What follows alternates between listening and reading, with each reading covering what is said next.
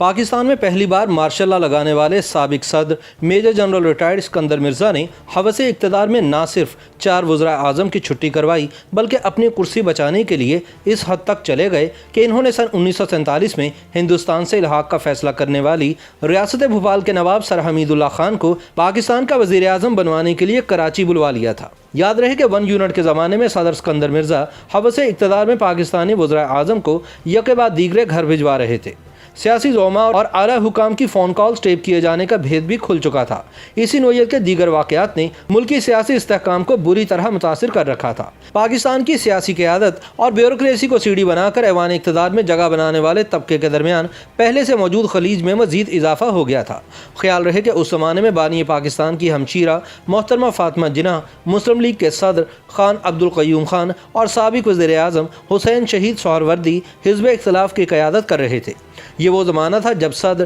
Major general retired Iskandar Mirza نے 1 unit کی وجہ سے بے چینی کے ابھرتے ہوئے جذبات کو اپنے مقاصد کے لیے استعمال کرنے کا فیصلہ کیا تھا۔ وہ سازشوں کے ذریعے چودھری محمد علی کے بعد ان کے جانشین وزیر اعظم حسین شہید سہروردی کو بھی گھر بھیجنے میں کامیاب ہو چکے تھے اور اب ان کے سامنے انتخابات سے راہ فرار اختیار کرنے کے علاوہ وزیر اعظم فیروز خان نون سے نجات کا مرحلہ درپیش تھا۔ اس مقصد کے لیے سب سے پہلے انہوں نے سابق ریاست قلات کے حکمران میر احمد یار خان کو اعتماد میں لیا، جو 1 یونٹ سے متعلق قلات کے لوگوں کے تحفظات سے صدر کو آگاہ کرنے کے لیے وفد لے کر آئے تھے۔ سکندر مرزا نے انہیں اصرار کر کے اپنے پاس بطور ذاتی مہمان 2 ہفتوں کے لیے روک لیا۔ یہی وہ وقت تھا جب سکندر مرزا نے قلات کے خان کو 1 یونٹ سے باہر نکلوانے کا لارا لگا کر شیشے میں اتار لیا اور ان کے ذریعے پاکستان کی دیگر 2 خود مختار ریاستوں کے سربراہان کو بھی اپنے سیاسی مقاصد کے لیے استعمال کرنے کی سازش تیار کی۔ Major general retired Sikandar Mirza نے خان آف قلات میر احمد یار خان کے کان میں سرگوشی کی کہ میں نے بھارتی ریاست بھوپال کے نواب کو بلا لیا ہے، وہ یہاں آ کر پاکستان کے وزیر اعظم بن جائیں گے،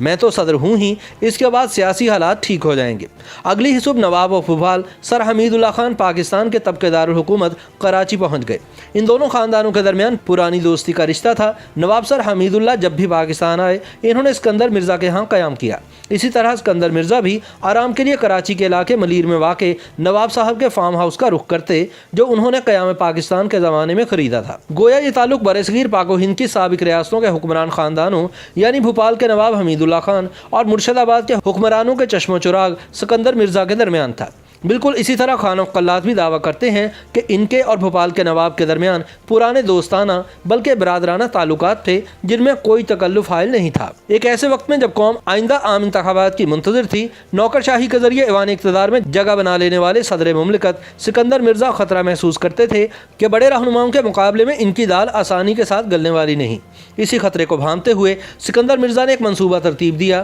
جس میں ایک کردار نواب آف بھوپال کو جبکہ ایک خان آف قلات کو ادا کرنا تھا۔ خان آف قلات کی کتاب انسائیڈ بلوچستان میں تحریر ہے کہ اسکندر مرزا نے ان سے کہا، انتخابات سر پر آ چکے ہیں اور جیسا کہ آپ جانتے ہیں میں آئندہ مدت کے لیے بھی صدر بننے کا ارادہ رکھتا ہوں، لیکن انتخابی مہم چلانے کے لیے جس سرمایہ کی ضرورت ہے وہ میرے پاس نہیں۔ اس سلسلے میں اگر آپ اپنی طرف سے 50 لاکھ روپے عطیہ کر دیں تو میرے لیے آسانی ہو جائے گی۔ خان آف قلات کا جواب سنے بغیر مرزا نے مزید کہا کہ آپ بہاولپور اور خیرپور کی سابق ریاستوں کے حکمرانوں پر دباؤ ڈال کر ان سے بھی بالترتیب 40 لاکھ اور 10 لاکھ روپے مجھے دلوا دیں، میں صدر بنتے ہی ان کی ریاست قلات کے علاوہ بہاولپور اور خیرپور کی ریاستوں کو بھی 1 یونٹ سے الگ کر دوں گا۔ خان آف قلات نے لکھا کہ ان کی یہ سوچی سمجھی رائے تھی کہ اسکندر مرزا کے لیے صدارت کی آئندہ مدت صرف اسی صورت میں یقینی بنائی جا سکتی ہے اگر وہ ملک کے مقبول سیاستدانوں کے ساتھ اپنے تعلقات کو دوستی میں بدل دے۔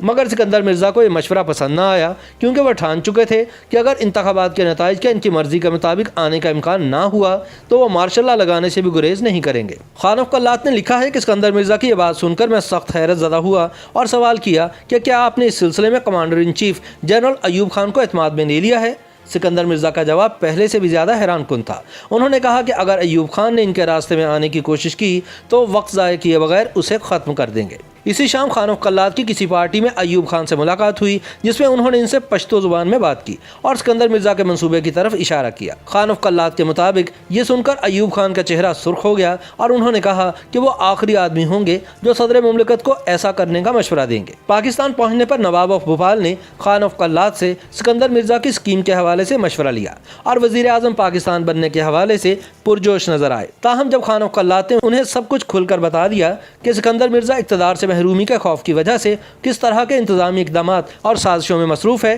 یہ سب سن کر نواز صاحب نے غصے میں آ کر کہا کہ اگر یہ بات ہے تو پھر میرا اسکیم سے کوئی تعلق نہیں جو اسکندر مرزا کے ذہن میں ہے۔ اگلے روز نواب آف بھوپال صدر Pakistan major general retired Iskandar Mirza سے ملے تو انہوں نے اس موقع پر خان آف قلات سے ہونے والی گفتگو کا کوئی حوالہ نہیں دیا، لیکن ساتھ ہی ان سے درخواست کی کہ وہ انہیں کچھ وقت دے دیں تاکہ وہ لندن میں اپنے کاروبار اور انڈیا میں اپنی جائیداد کے معاملات کو مناسب طریقے سے نمٹا سکیں۔ نواب آف بھوپال کی انڈیا روانگی سے اگلے روز خان آف قلات اور اسکندر مرزا کے درمیان طویل ملاقات ہوئی، جس میں اسکندر مرزا نے خان کو بتایا کہ نواب ان سے اپریل سن 1958 میں وطن واپسی کا وعدہ کر کے گئے ہیں۔ اسکندر مرزا نے شبہ ظاہر کیا کہ معلوم نہیں کہ وہ آتے بھی ہیں یا نہیں، جس پر خان آف قلات نے انہیں تسلی دی۔